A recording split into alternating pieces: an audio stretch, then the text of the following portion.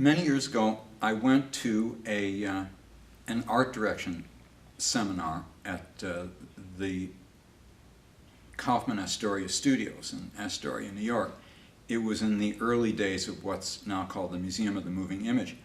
And I had lunch with a number of leading art directors from Hollywood, but I ended up sitting next to Mel Bourne, who was an amazing art director, and with particular reference to Buffalo, it was he who designed The Natural.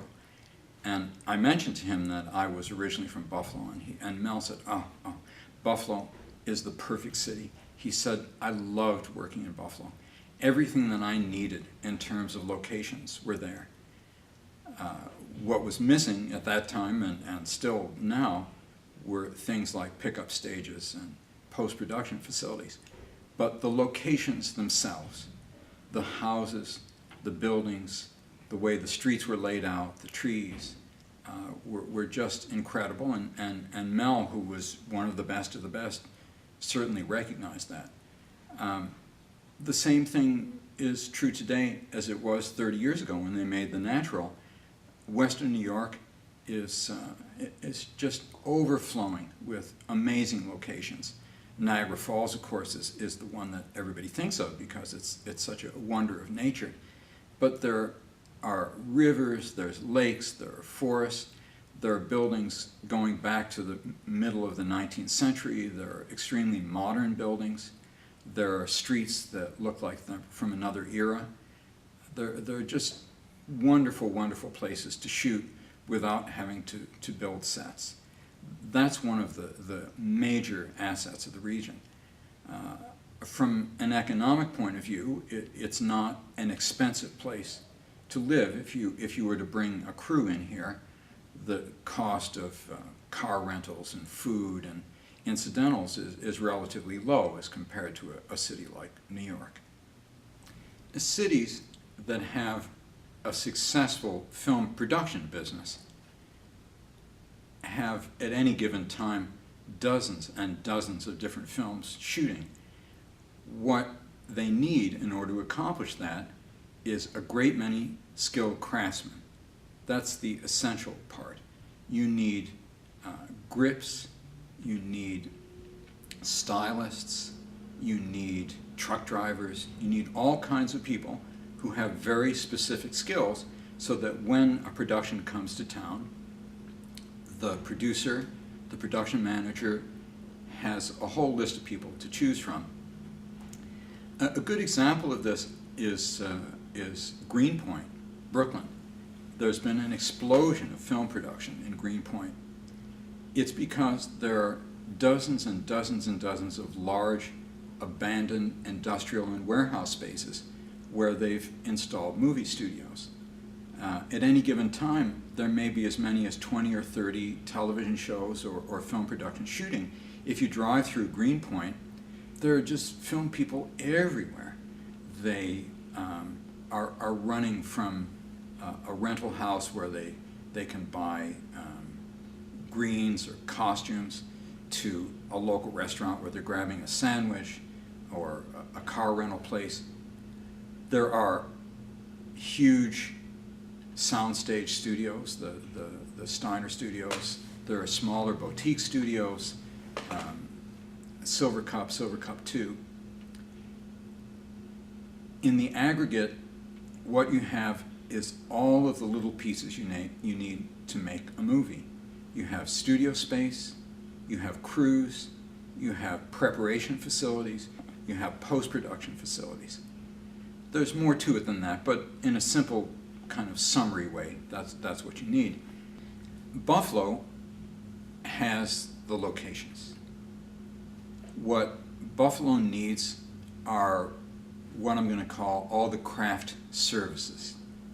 The things that would immediately help in terms of physical things are a sound stage, one or more small pickup stages, easily available green screen stages, sound mixing facilities, editing suites, turnkey offices for producers coming in. A turnkey office would have desks, it would have telephones, It would have internet access, high-speed internet access. It would have screening rooms, so that if I were a producer coming in from another city and doing a location shoot, I would have some place I could just walk into, rent it, and have everything I need. In 2012, through the wonders of the internet, you can work with post-production facilities in another country. You can have people doing your CG effects in India and just have the effects broadband sent to you over the internet, but you have to have a place, an office, where you can sit down, plug your computer in, and get them. There are a lot of little tiny independent non-cooperative businesses in Buffalo that actually do have green screen stages. For whatever reason it is, they don't much communicate with each other, and if I were an outside producer coming in, I would have a hard time finding the facilities I needed. Those physical places need to be enhanced. There need to be more of them built. I would say, in terms of film production, the more the merrier. If there was not one, not two, but 6 mixing studios. If there were not 1, not 2, not 3, but 10 pickup stages. If there were not 1, not 2, but 4 costume houses. That would be the kind of diversity that would be extremely appealing to people coming in. If I were a low-budget production coming into the United States, say from another country, to do music videos or location shoots, having a variety of places that I could go to would be terrific. There is no one-size-fits-all in the movie business. Motion pictures are composed of very, very diverse elements. Good screenplays, good art directors are always looking for variety that fit the story. It's a great myth that directors make movies. I always see directors as being kind of like a traffic cop. At a street corner, the director is the guy making sure that the cars coming in one direction don't smash into the cars coming from another direction. But if you look at the overall picture, there are all those cars and all those people driving the cars, and there are traffic lights and there are people crossing the street. It's a very complicated situation, and a movie is very much like a busy street corner. So the more organized everybody is, the better the traffic flows and the more interesting the film will be. The city also needs more skilled craftspeople. There is a pool of local actors, a larger pool of local extras. There need to be a lot more professional people who have on-screen experience in the Western New York region, so that if a producer's coming in and is looking for day players or for supporting players, that there's a casting pool that they can go to. Buffalo has a great many stage actors, all of whom are quite good, but the skill set that you need to perform in Shakespeare or in The Music Man is a completely different skill set than what you need to be in a movie. There need to be more people with real movie acting experience. One of the most important components of making a motion picture is a community. One of the great pleasures and the high points of my life have been being at a studio and working with a group of very, very skilled, devoted people. The watchword of the film business, at least with the folks that I work most closely with, is that the goal is to make a wonderful movie. The goal is not for one individual person to be right or wrong or indifferent. The goal is for the movie itself to come out well. It's why I like that analogy of the medieval cathedral. Here in the 21st century, hardly anybody has any idea who built Notre Dame in Paris, but it's an exquisite piece of architecture. When you go there, it's just awe-inspiring to look at it. Everything is so beautiful. But none of the people who made that cathedral signed their names. There's not a big plaque that said Joe or Bill or Sam or Sally are the ones that laid the bricks. The movie business, on the other hand, has become a very egocentric business where everybody wants to have their name on it. The credits on some of the movies are longer than the movie themselves.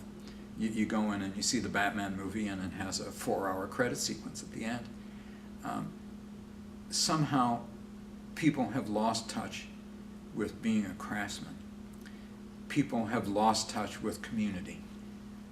I think Buffalo, New York, Western New York, all the 8 counties, Niagara Falls down to Chautauqua, they could benefit from seeing themselves as a community, from seeing themselves as a group of devoted craftsmen who want to see the film business as a business and also as an art and cultural form grow in the region. The economic advantages to an area of having a burgeoning, functioning film business are astronomically huge. The province of Ontario in 2012 had $380 million in production money pumped into it. It's incredible how much cash can go through a region.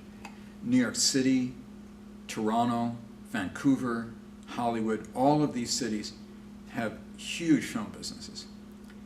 If people in Buffalo, instead of seeing themselves as wanting to become a star, whether they want to be, oh, I don't know, Steven Spielberg or James Cameron or Del Toro or whoever it is that they admire the most and want to model themselves after, if they saw themselves as part of a larger community, as an anonymous craftsman contributing to a region-wide effort to make great motion pictures, to make great cathedrals, I think that everybody would begin to see a tremendous benefit from it.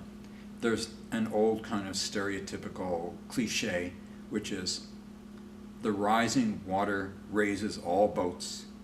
So in that sense, in the movie business, if everybody chipped in and improved the quality of all the films, improved the quality of all the services they offered, improved the quality of the acting, of the cinematography, of the simple act of going to the store and buying sandwiches at some local store, if they did it with a smile on their face and with a sense of service and gratitude, it would make Buffalo a wonderful place for outside people to come to.